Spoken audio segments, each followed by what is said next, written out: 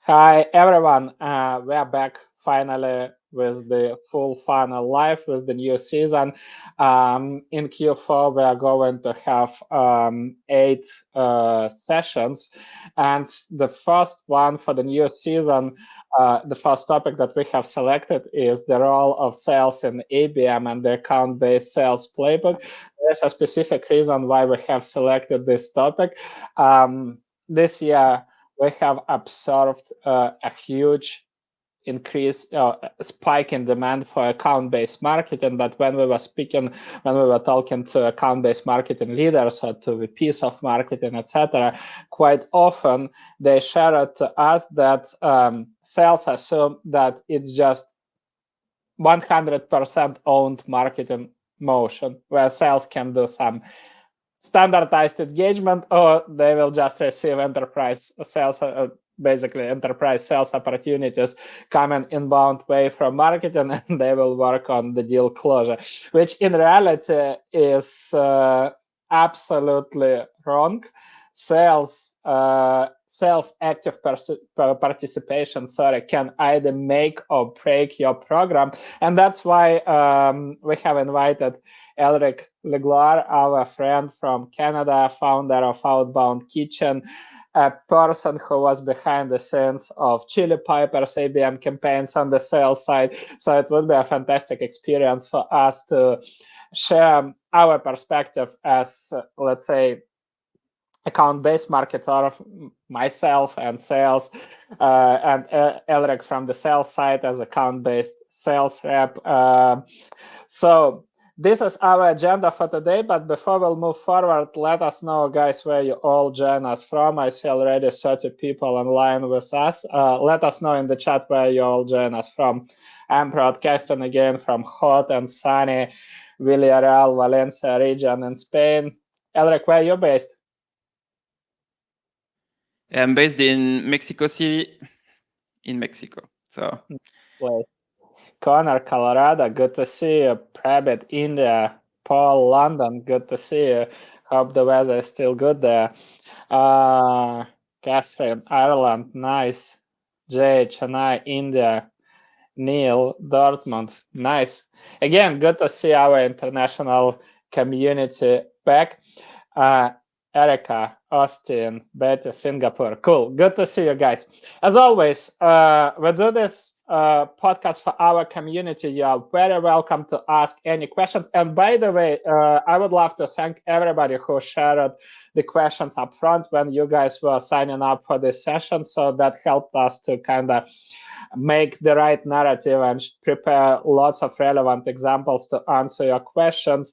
So anyhow, you're very welcome to ask your questions in the chat, or better in the Q&A section, so we won't lose them in the chat. But again, we are doing this for you, so in any format that would be working for you, just feel free to type these questions.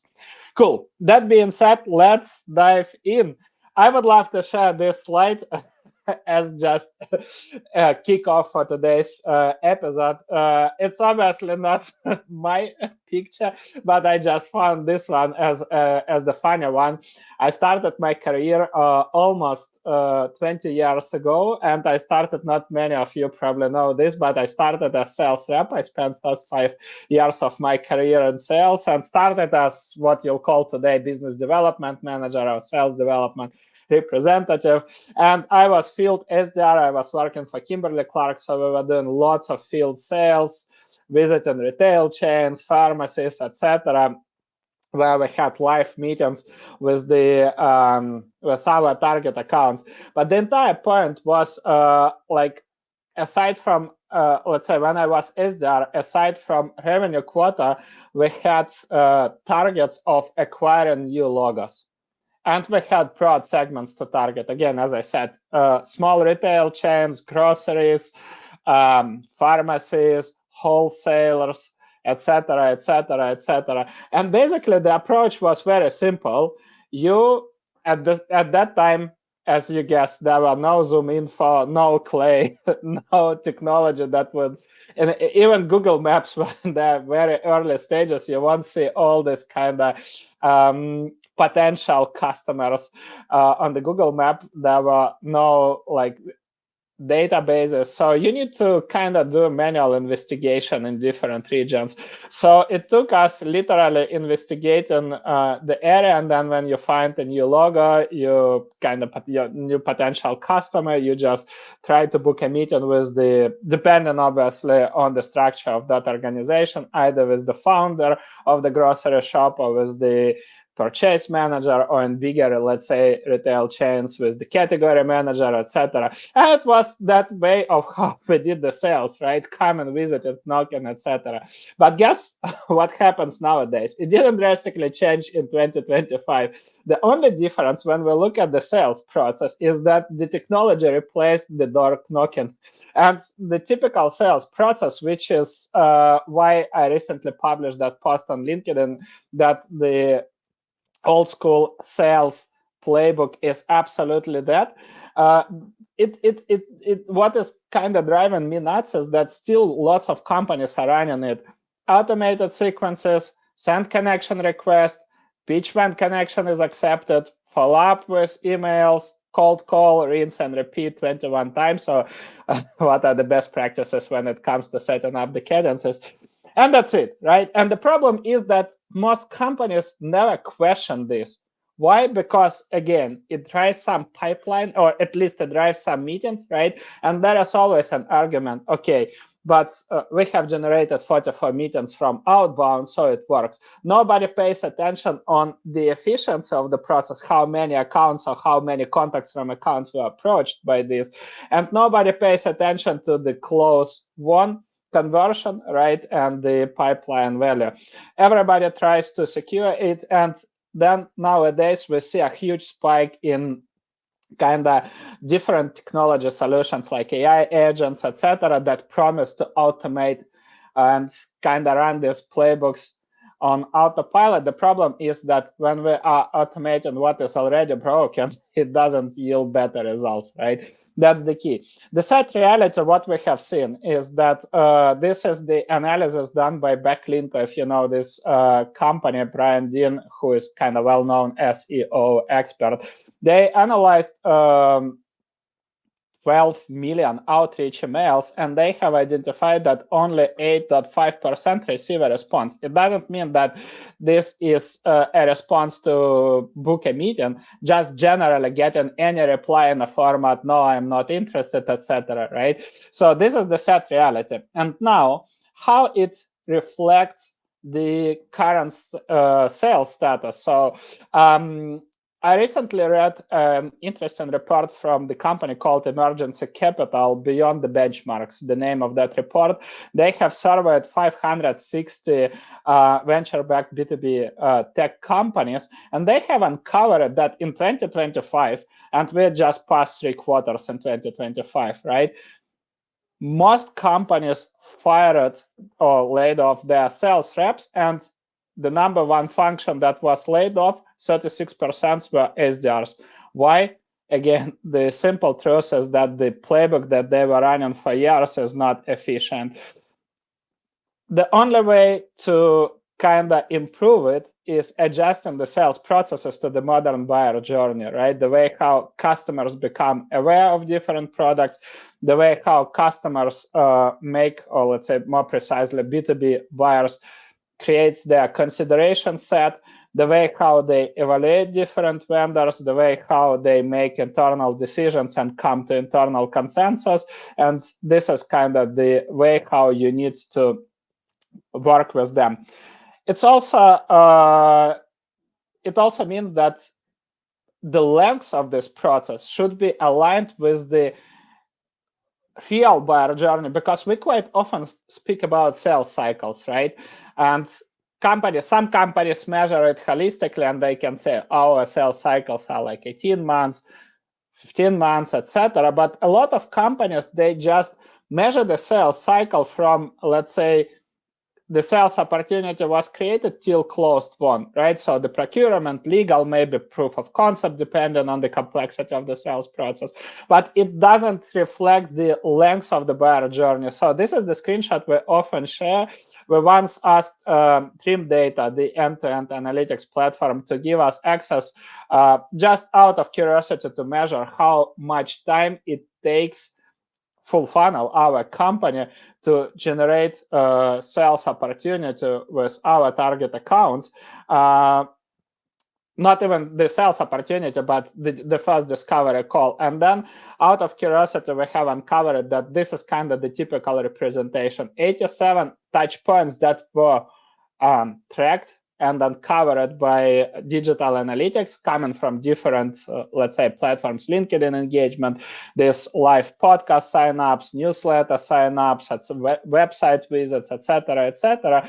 And there was a constant flow of nurturing. And if you look back at the previous slide where I was talking about the demand generation from buyer perspective, right? That first, most of the buyers are not actively buying; they're just looking for content that helps them to become better at their jobs to be done. The entire intent is to learn, right? How I think it's true.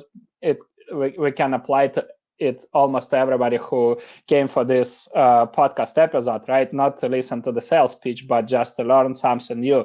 And then you can see that nothing happens in between. But then again, there is a slight spike of engagement, and that basically means that you are getting into the consideration set. And when a company starts talking about solutions similar to yours, right, you start seeing the spike in engagement where this basically the company starts more engaging with different vendors, and at the end you see the discovery call coming.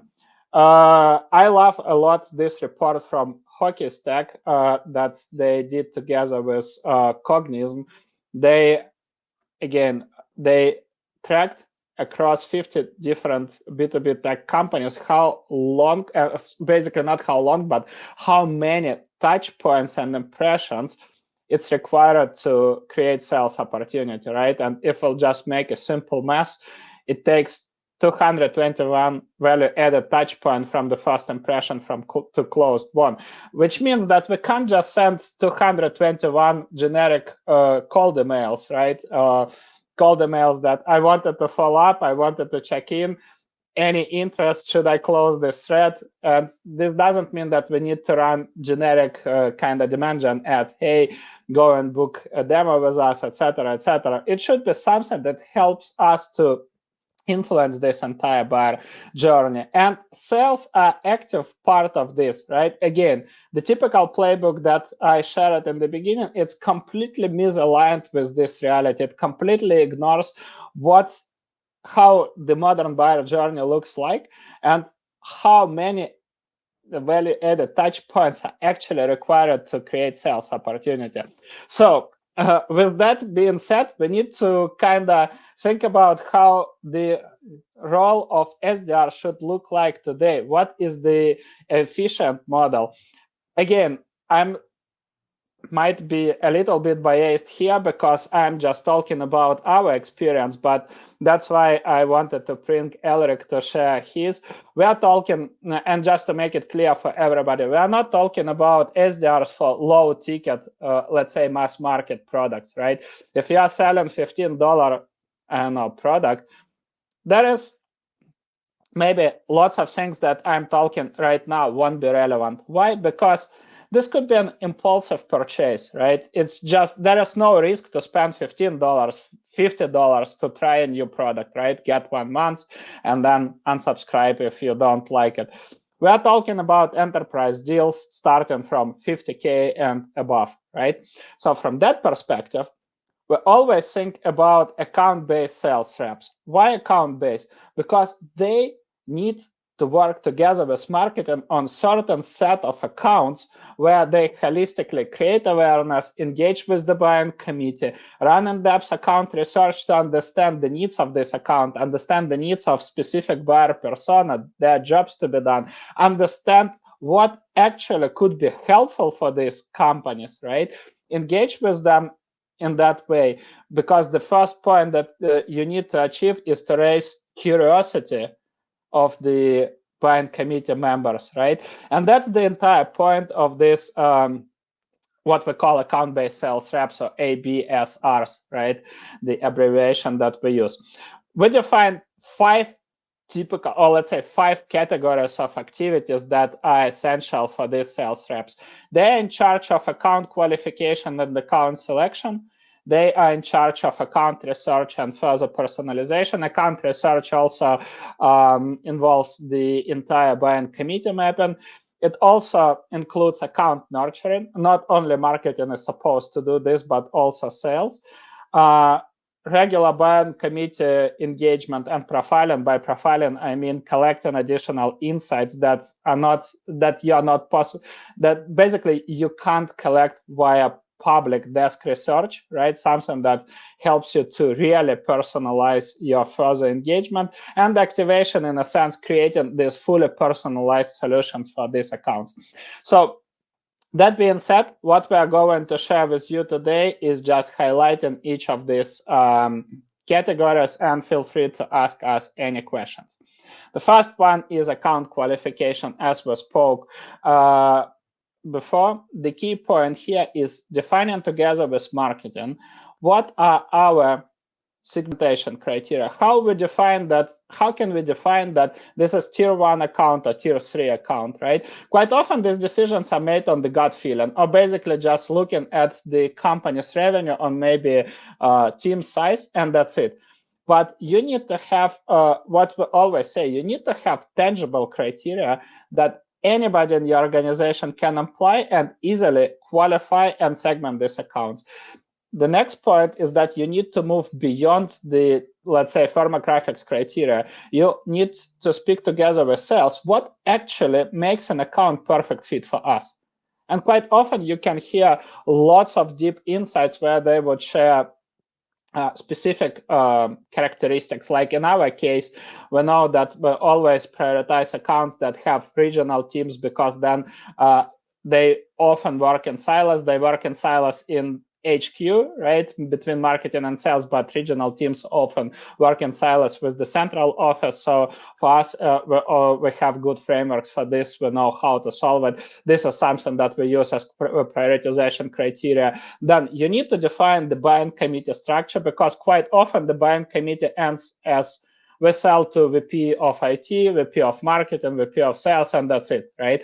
But you need to define the actual roles and make the breakdown by buying committee role. Who could be your champion? What specific titles? Who are the decision makers? Who could be the influencers? Who could be the blockers?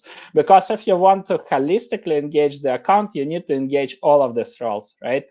And lastly, what is essential here is to define this qualification criteria, because some of these companies could fit your qualification criteria, but what can tell you that this account is not a perfect fit for you? So that could be a location in certain region, or maybe they have a legacy technology that your product can be integrated with, whatever, right? So there could be multiple factors.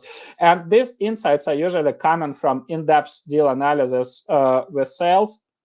And this is the prerequisite for successful account selection. If you don't nail down this account qualification criteria, let's put it like this, it's likely that you'll end up targeting a wish list or a broad list of dream accounts without any intent and with very low probability of conversion into sales opportunities. When you nail it down, the next step is basically moving to account selection, where I would love to pass microphone to Elric finally.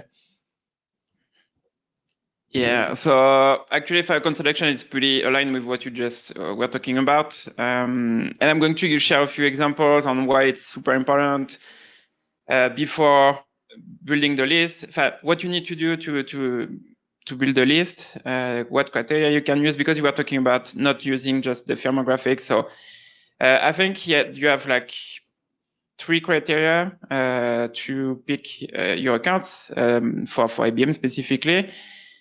First one is propensity.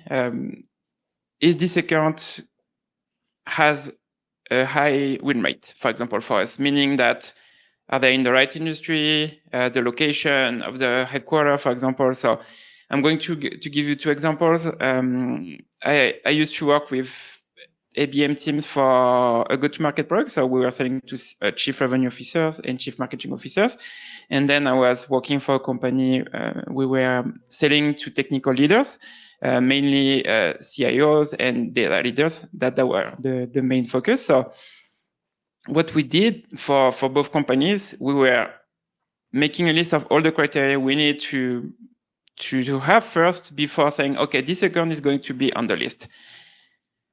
The location was one. So they have a headquarters in the US, for example.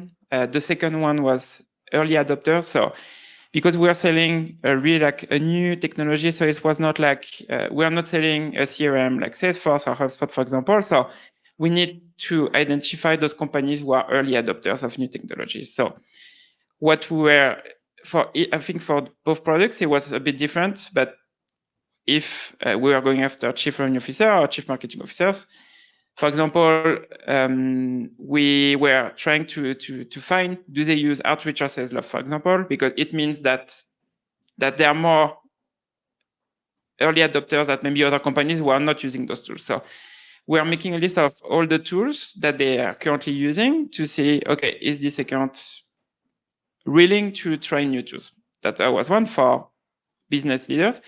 And then the example for the other company that we were saying to technical leaders, we were making a list of, we were integrating with data warehouses.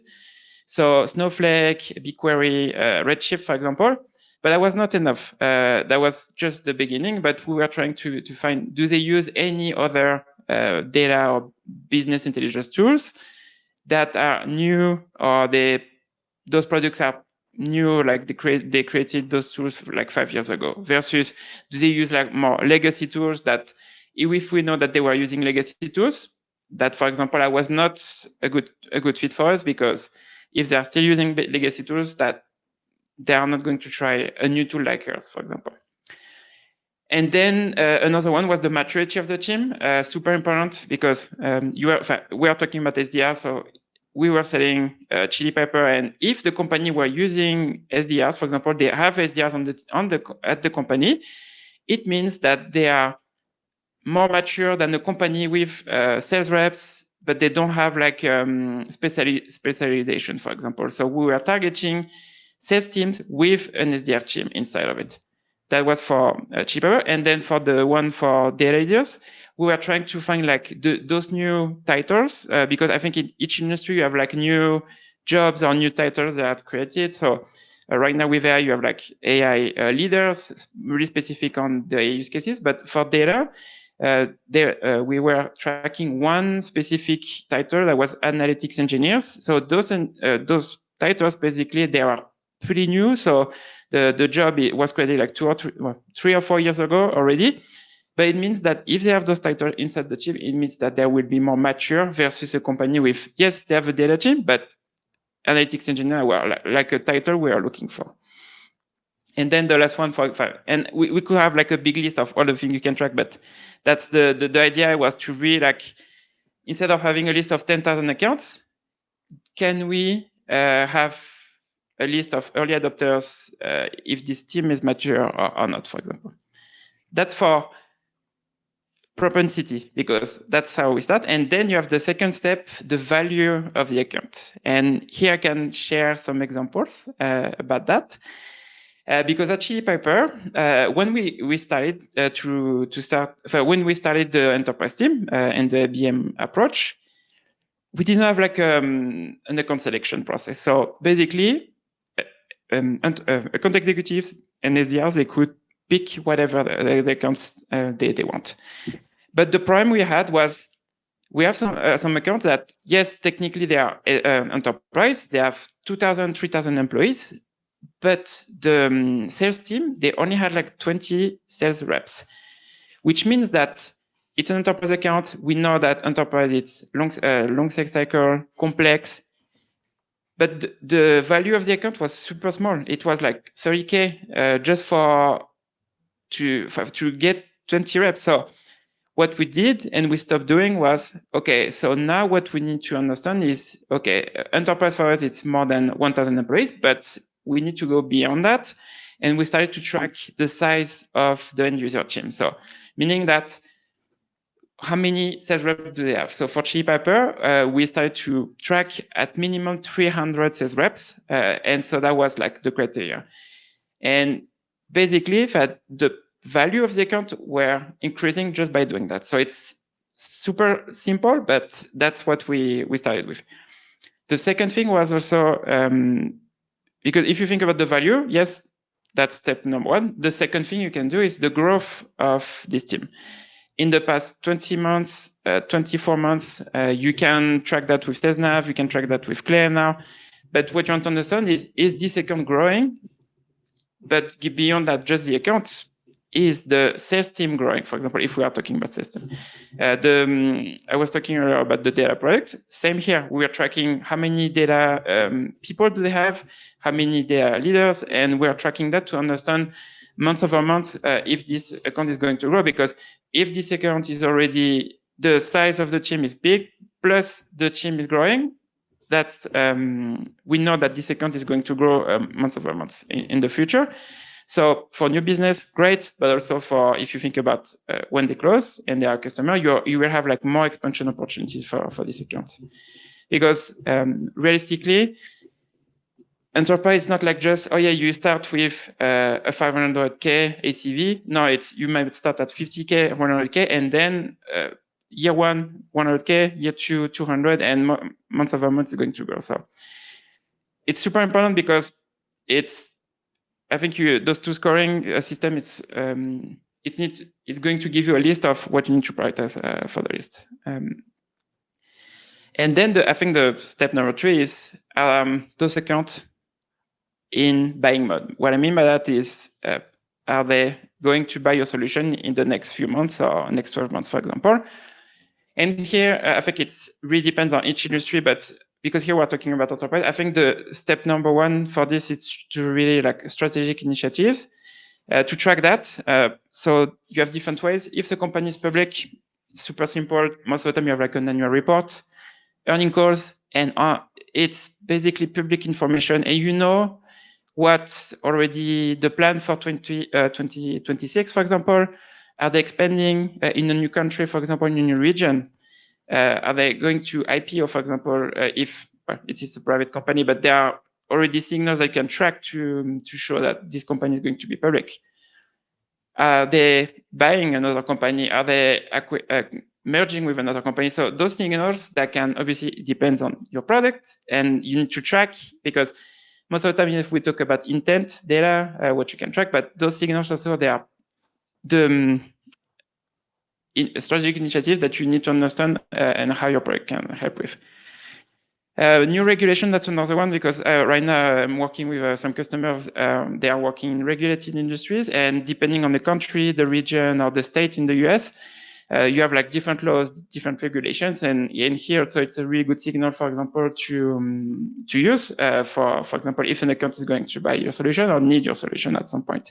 And here it's not like, oh, we need to educate them on something, but you have a regulation and they need to comply with this new regulation. So that's another one. Then you have intent data, G2 or Bombora. So those, I know you need to buy them, but basically, to give you some example with G2, I know on G2, if you use G2, and G2 is really great about giving you, are they looking for a competitor, for example? So for us, when I was at Chili Pepper, we're using G2 and we're tracking if they're checking Calendly, for example. And then we're trying to understand, because they don't give you the specific person on the team, but they give you the account. So we were trying to understand who at the company is currently looking at Calendly, and then going after this account, because that's a signal that they might be looking for a solution. Demo requests. So for us, and I'm going to explain why I put it here, and that's a binding signal. It means that for me, a An SDR is not just outbound or versus inbound. Demo request, for me, it's a signal that something is happening inside the account, that they have an initiative, a project related to your product. So that's a signal saying, okay, something is happening inside this account. Maybe we should focus more our effort to this account, not just, okay, let's try to get the CIO or the CTO, whatever you're going after. But demo request, it means that something is happening. So that's a buying signal, and we need to understand what's currently happening. And then you have obviously a lot of other things, but website visits and stuff like that. Love it. I think it's a perfect outline of the account selection process. And basically, literally, I think it's a good approach when it comes to territory planning, right? That sales Yes. can take. And as we spoke, and you can see it on the slide, it shouldn't be a silent initiative. Again, often sales build something on their own marketing. If they run, let's say, MQL playbook, they generate MQLs, and then they try to merge this list, right? The entire point, like you put the criteria here, there are multiple sources that can give you good insights on what accounts you should actually prioritize or what accounts you should go after, right? And these signals could be coming from the platforms that are owned by marketing. So that's why that process should never happen in silos. And the entire point is that everybody should agree on that list.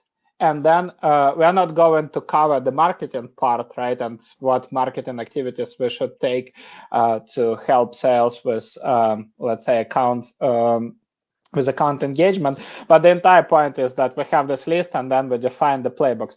One thing that I would love to mention, and I think it's important also to keep in mind, that often when it comes to territory planning, we still can end up with a big list of accounts, right? And that's then that there is really an important nuance to account prioritization.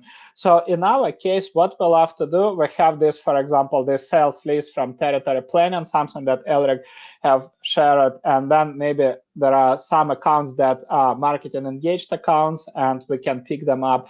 And the next step that we're usually doing, we put them into one of the three buckets. Again, basically qualifying them by the revenue potential, product need evidence or buying signals, relationship level, and vendor awareness level. So the biggest group of these accounts would be cluster ICP accounts. So these accounts that they fit your ICP criteria, this account qualification criteria, but they don't know you. You don't know anybody in this company, and you don't know if they're actually shopping, right? So from the sales perspective, from the sales process perspective, what should be the goal with this account? Should we try to sell to them? No. In reality, the first thing that we need to do is making them aware of us, right? That our product exists, creating this internal awareness. So that's the key. Next, that was a question from somebody from our community. What is kind of engagement threshold, when we can call a specific account engaged account or account that is vendor aware? And there is no rule of thumb, right? So for example, like Elric said, so maybe they have signed up for your webinars in the past. Maybe you have met with them recently. Maybe there was a spike of engagement on your website or high intent pages like Book a Demo, for example. There is no rule of thumb, and the only right definition here is the definition that you make together with sales. You agree, okay, this is the behavior, this is the criteria that account should match. So we mark this account or tag this account as an engaged account, right? So we can say they are aware of us. But we still have no idea, are they in the market and what is the actual use case or need? So for this specific list, the key point is to validate their needs and understand, right? What should we offer to them? And the last list is the active focus list. This is where sales spend, or let's say account-based sales reps should spend 80% of their time. It's the active focus list. So these are the accounts that know us, we know them, and we know their needs, right? We know their buying signals, we know what are the initiatives they are currently running, what are some of their challenges and needs, and we work on fully personalized solutions for them. This is where true one-to-one ABM happens, right? This is where we start creating these account plans and start thinking about how can we create sales opportunity with these accounts. Why this prioritization happens? Because then you can split all the or subsegment all the accounts that you have selected initially into one of these 3 buckets, and then you know that you have different metrics. You are not expecting cluster ICP to be converted into sales opportunities immediately. While then the most important metric for that list would be engaged accounts, the number of engaged accounts that hit your engagement threshold. While for the active focus list, your key benchmark would be the number of discovery calls booked or sales opportunities created, right? That's the key, and that helps to prioritize all the accounts for one-to-one ABM, for one-to-few ABM, for both marketing and sales. But that actually leads us to the next point, which is all about account planning. So passing mic back to you. Yep. And just talk about account planning specifically, because here we're going to more like downward the strategy or what you can do for the SDR chain. But if we just go back to the account selection, I forgot to mention that the list, the criteria, the data points we're tracking, that should be the same list that Corina was saying in the chat, that should be the same list for the full go-to-market team, SDR, marketing, and AEs, because I work a lot at early stage companies, and most of the time what you have is marketing is running, they have a list, SDR they have another list, and then AEs they have another list. So the goal with that is to really like, for example, if I'm going to talk about Chili Pepper, so Chili Pepper were like 3 enterprise account executives, so we are like 100 accounts per enterprise AE. So 300 accounts, that was the list, and that was it. And that was the list for marketing, AEs, and SDR. So because most of the time you will have like different teams working on different accounts. So that's the idea with this. We have one question, so maybe we can immediately cover this. Yes. Does this also apply to a software product that's focused on growing the network as fast as we can? Apply to a software product that's focused on growing the network as fast as we can. That's a good question. What do you think, Andrei? Well, I would say it purely depends on the deal size. Yeah. So if because the context is unknown, right? If it's like $50 product, then I would say no. And then if you are selling to mass market, then I mean you can skip it and just stick to the traditional outbound with just better messaging, better insights, etc. So you can create micro segments both for your ads and for your outreach, and that's it, and personalize on it. But if it's an enterprise product, the entire point is if it's enterprise product, if it's all about 6-figure deals, 5-6-figure deals, then there is no chance that you can work or let's say create a constant pipeline growth without applying this framework. So these are my thoughts. Good. So the second part, right? The first one, we nailed down the account qualification and account selection process. Next one is account planning. Mm-hmm. So now that we already identify the account, so now it's the research, what's the plan for each account. Now with AI, I think you can do a lot, automate a lot from this. Obviously, you still have like a few things that can be automated, but first step, research account. I was already talking about the strategic initiatives earlier. So if the company is public, pretty easy to find that. If you have annual reports, I said 10 cases, but yeah, annual reports, earnings calls, press releases, you can use that basically to identify what's the current focus for the account. Because here it's if an initiative is the big focus for the chief revenue officer, you know that's going to be the focus for the full team below this person. Did they just hire like a new exec? Because most of the time when they hire like a new exec, it's pretty big investment for the company. So this person is here to make changes, to improve something.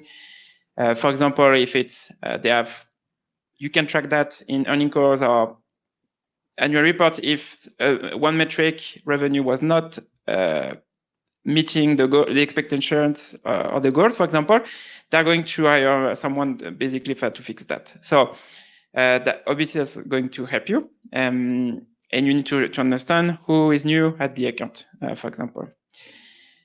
Tech stack analysis, so it's pretty connected to the first one that I mentioned earlier about account selection. You want to understand what do they use today, because I think Andrei was starting to talk about vendor aware. If they are not using anything, for example, your approach is going to be a bit different than if they're already using a solution, because if they're already using a solution, they are already fixing the problem that you can solve.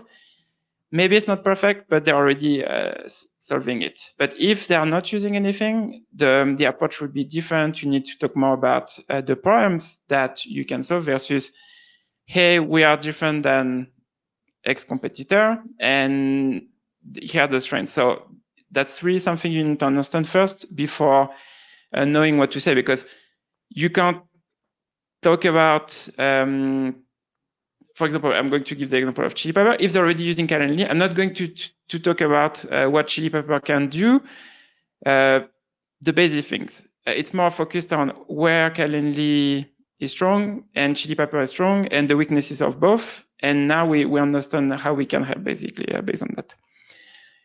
At this account, do you have past customers? Meaning, do you have like people who use your products or not?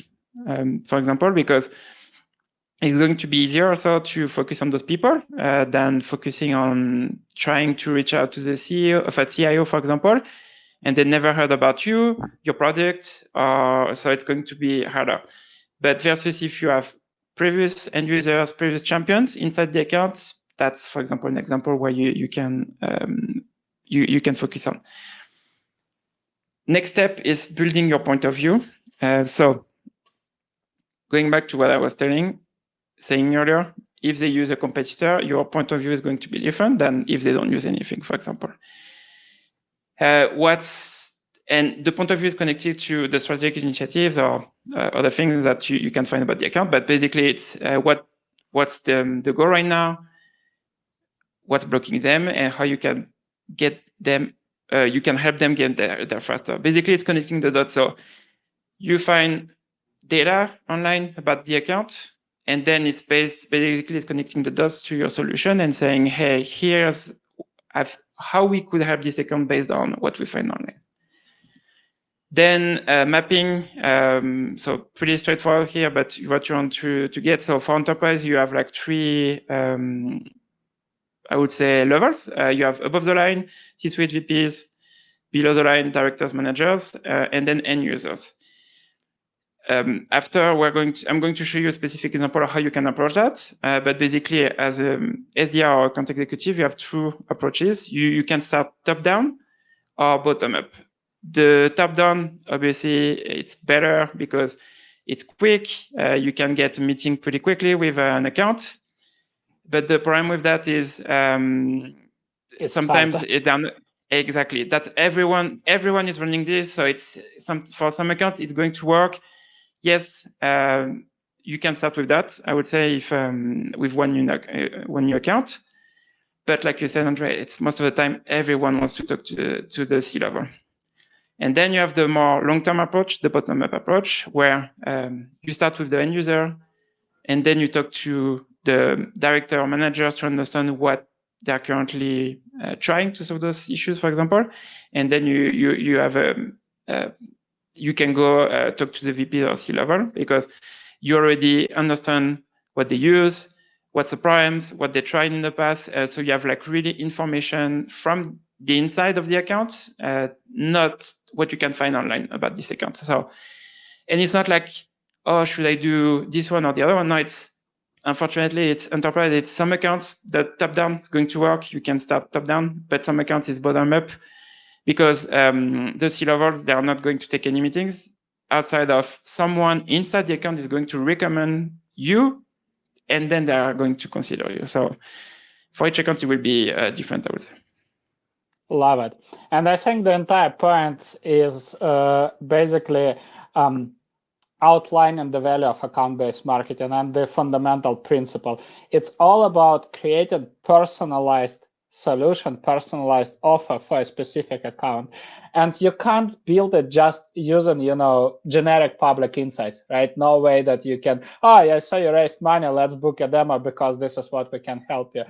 This is why you need to collect the insights from multiple buying committee members, then connected to the key initiatives of that account, and this is how you come up with the personalized solutions. Just before we'll move to the next point, I would love to share with everybody, guys. I dropped the link in the chat. If you are not subscribed to our podcast, you can subscribe to it using our link fullfunnel.io/podcast. We have this podcast distributed to Spotify, iTunes, YouTube, basically the most favorite platforms. So do give us a favor and also give us 5 stars there.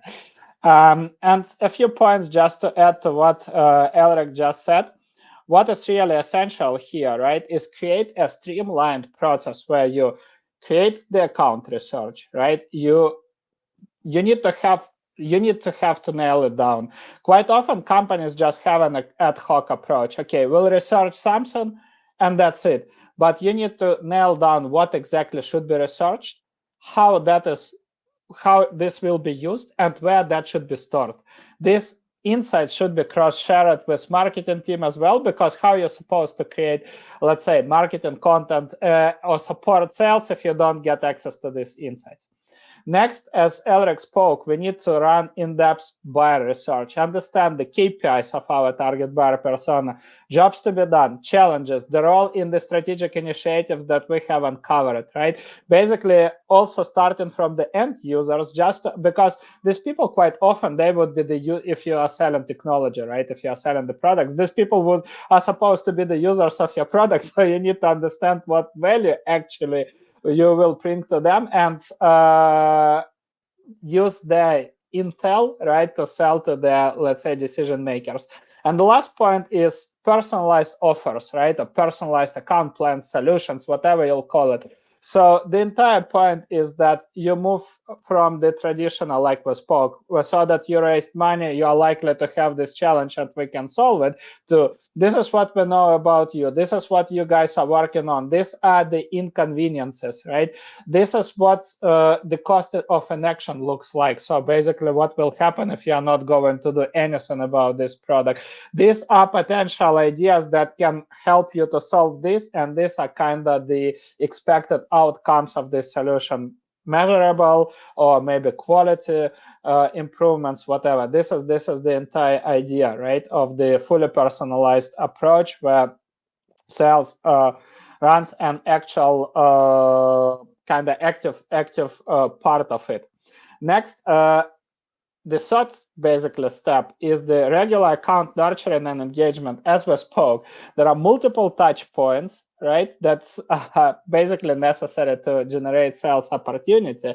And quite often we hear from sales that the number one complaint they share with us about marketing is that their accounts are not aware of them. It also leads us to the first point where we have discussed why you need to prioritize the accounts by the level of vendor awareness. But the second point is that sales are actually a part of brand awareness and account awareness processes. This is the truth, right? Quite often we think that awareness means running ads and sending emails or plus LinkedIn messages. But this is not how we are creating awareness. We all know, if I will ask you in the chat, you'll immediately share that you become aware about different vendors by learning from the podcast, chatting with peers in the community, so at industry events, right? Colleagues that are sharing or mentioning specific vendors or products or sharing specific content. So these are the actual sources. And the entire point is that sales, they usually build this network of people, but they rarely build relationship with these people, right?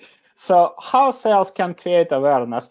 We have defined 8 typical solutions, and then Elric will share one of the playbooks. We won't have time to kind of dive deeper into all of the 8, but the entire point, if I will categorize this, and this is what we ask account-based sales reps to do during the when we run the ABM programs. One is meaningful engagement. Meaningful engagement means commenting on their posts, engaging with them in the communities, answering their questions.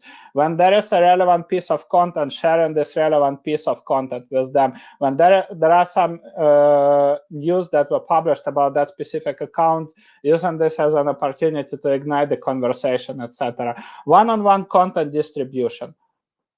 If we'll think about the best channels when it comes to access to specific buyer persona, who has that access, right? These are sales inboxes, both email and LinkedIn inboxes. So that's why it's so important when marketing supports sales with, or actually co-creates with sales the content that they can use for the buying committee nurturing, right? They can easily distribute it one-to-one to specific buyer persona if that would help them to move the needle. Next, personalized solution, something that we have discussed. Account love letters and curation.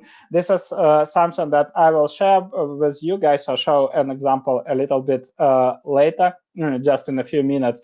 The entire point is that we write fully personalized content that we can share with these strategic accounts. One-on-one event invites, engagements, and follow-ups. Usually marketing kind of is responsible for bringing people to the event. But again, if you are running webinars, roundtables, business breakfasts, or dinners, again, this is a fantastic opportunity for sales to connect and engage with these folks and collect lots of additional insights, right, through the engagement with these people. That's why they should be an active part of this. And also progressive profiling. So progressive profiling, what Elric actually mentioned, when you talk, for example, to end users and you collect the insights about their challenges and you connect the dots to the account initiative. So you start understanding what's actually going on in these accounts. And lastly, the content co-creation with your buyers. I wrote today a post about selling to technical audience. Quite often, this is the only way how you can make them aware. When you make them heroes, when you start featuring them, when you co-create something with them, because this is the easiest way to build the relationship. I know it's not obvious and it doesn't look transactional in a sense, okay, but how can we move here from that engagement to sales opportunity? But bear to me, the entire point is just to build that relationship and awareness, right? So again, passing mic to you. I know you have prepared a few playbooks, so would love you to ask to share. And I know we are almost on time, but if you want, I already started talking about that specifically, the top-down versus bottom-up approach. But if you want, we can go straight to the playbook, the last one. Or what do you want to do? Yeah. Let's do. I think this is a great story why that you need to share about Snowflake. Yes. So okay. So yeah. If we go back to the bottom approach and why you should consider it and add it to your playbooks for enterprise accounts, that's the perfect example why sometimes it's better to do the bottom up approach, because some VPs or C-level, they are not going to take external meetings with a vendor because they will trust what the team is recommending. And when I say the team, the end users, managers or directors, because they trust more who is inside the company more than the vendor, for example. So that's exactly why you should be doing that. And example on what you can do with end users, basically it's getting information, what tool do they use, because sometimes you don't know online, they're not going to share online what they use internally, what they tried. So talking to end users, that's pretty also easier to get some insights from them. So, and then you use that to talk to managers, directors, and then you can build your case basically on how your solution is the right solution for them, for example. And just to share maybe a few examples of this playbook, right? Account nurturing examples. For example, you can see Maxime Castellan post about specific account Port of Antwerp and Bruges. The entire point is that it's another Karina, just to be honest. I see that you see the screenshot, not meaning you, not Karina owns. But the entire point is we have, for example, the account love letters, right? We did the account research as the sales reps. We uncover specific insights. Why not using this for creating fully personalized content that we can share on social? Obviously, this is not the content that looks like a sales pitch. Hey, this is what we have seen about you. These are all of your challenges. You guys are doing so bad, and the only way to solve it is if you hire us, right? Or if you'll buy our product. Obviously not like this, but you find nice initiatives. So for example, like look at this post. Do you know why the port of Antwerp Bruges punches so much about its weight? Basically, it's sharing the story about the strategic initiatives and how they invest into improving the logistics capacity and bandwidths. And the fantastic or basically the biggest benefit of this approach is then you can take it and distribute it to all the buying committee members, saying, hey, this is what we have published about you. Hope you enjoy. Would you add anything else? Did we cover it well, etc.? So the entire point is to attract their attention, and also using the account research that you anyhow will be doing, right? Another point is like, for example, a person signs up for your event, right? Quite often what sales are doing, they receive the list of all event sign-ups from marketing. They put it into standard outbound cadence. Hey, thanks a lot for signing up for this webinar or whatever. Would you like to book a demo with us? That's it, right? But the entire point is that, first of all, you can always segment people by the status, not always, but you must do it actually. Segment them by the status, attended, not attended, right? Because not all people who sign up actually attended. Even for today's podcast episode, we had 210 signups and whatever, there were like 55, 60 people with us online, right? So the majority will watch the recording of this episode. The same is here, but the entire point is that you can't just pitch these people. If they didn't attend, the first thing is that you can share with them the recording. And then, for example, if you were able to collect any intel, for example, in this case, Karina with 2 N's, she mentioned that they are considering launching ABM when she signed up for the episode and asked a question there. So I'm just simply following up with like, want me to share a guide about ABM strategy and pilot product development. Why this? Because this is the way how you can ignite a conversation and move forward, right? Another example is the buying committee engagement. When you start literally talking with these people, replying to their, when they publish something, right? Commenting on their posts or featuring, if, for example, you have listened the podcast where, let's say, key executives shared some initiatives, you can write a summary of this post and tag this person, like you can see on one of the screenshots, right? Again, leveraging this opportunity, and the entire point is what you are doing here. You make your buying committee members as heroes, right? Sharing, tagging them in the content and using this as an opportunity to engage them. And the dinners playbook that you have executed successfully, so you can share. Yes, so I'm going to talk about this playbook specifically, and you can run that for dinners. Right now, I'm running this with a customer, so it's not focused on dinners, but it's more like mini event with 50% invited, so it's bigger than a dinner, but that's the same approach. Because if you think about enterprise, most of the time people just focus on, we can make the list of everything you can add into all the channels you can use. But if you think about SDRs, most of the time people just think about email, cold calls, LinkedIn, and that's it. And they just think about booking a meeting. And this playbook, basically, it's to increase the chances of starting a conversation with an account or create opportunities. So here, what we were running at Chili Pepper, basically we had, I don't remember how many dinners per month, but maybe 4, I think, in different cities in the US and Europe.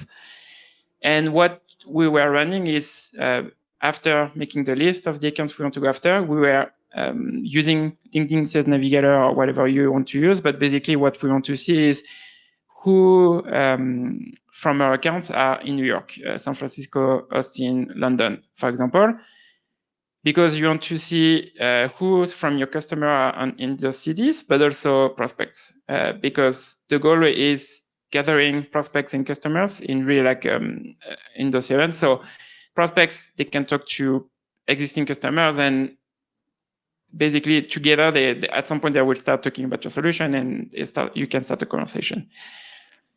The goal with those dinner is having one topic. For example, we set a topic before the dinner, and then at the dinner that will be the main topic for the conversations.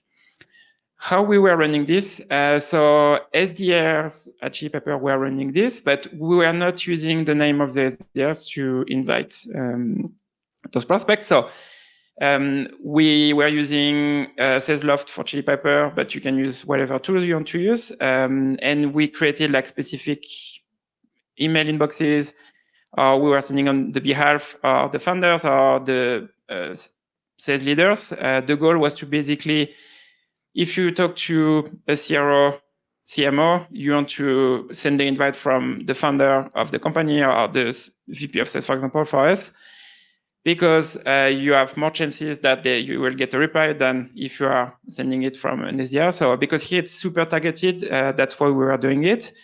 And basically you can see the template here. We say, hey, we'll be in New York on October 29th, for example, and hosting a small dinner with specific, we are naming those customers to talk about inbound pipeline, for example.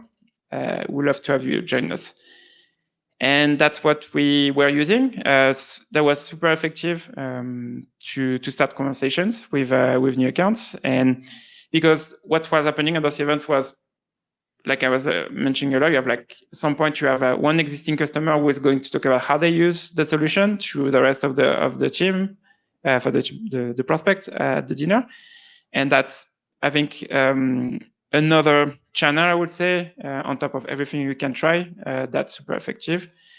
And I know you can run that, like I said, so for 8-10 people. I'm running that right now with 50 people, so it's a bigger, it's not like a dinner, but it's more like a bigger event.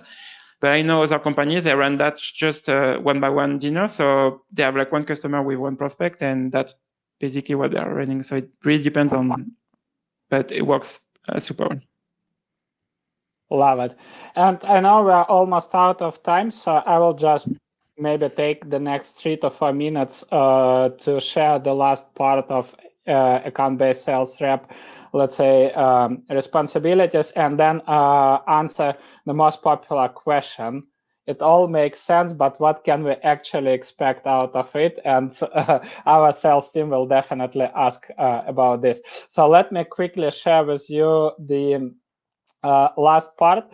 So the last one is personalized account plans, as we spoke, right, and activation. So that could include multiple activities, but maybe just to share a few of them. What is really essential here is making sure that in your, let's say, activation process, you deploy so-called bridge activities. By bridge activities, we mean something that helps your buyers to connect the dots between their challenge and your product. This is not quite obvious.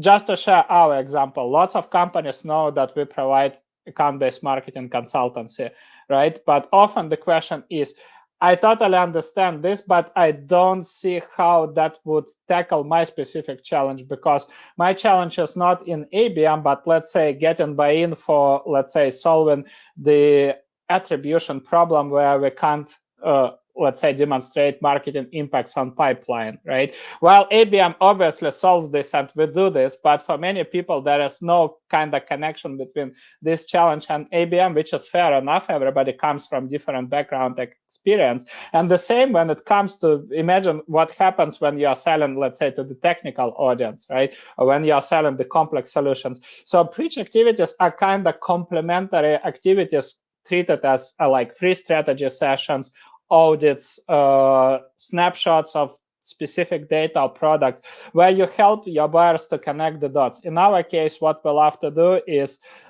suggesting one-on-one free strategy sessions. And it's absolutely not a pitching session, but the entire point is to understand the context, the needs, and the goals, and then brainstorm together the possible solutions. And obviously, out of this session, the person who joins us for the session comes up with the actionable plan and at least understanding what would be the right, let's say, solution for them. Another option is creating personalized content hubs, right? Because different buyers might raise these challenges. Like I shared, for example, somebody says, yeah, but my biggest challenge is that we can't really show the marketing influence on the deals, and that's why we can't launch ABM, because everything is attributed by the last click, for example. So in this case, we can create personalized content hubs on how to fix this, how to present this to CEO and CFO. We have a nice exercise called CFO quiz for this.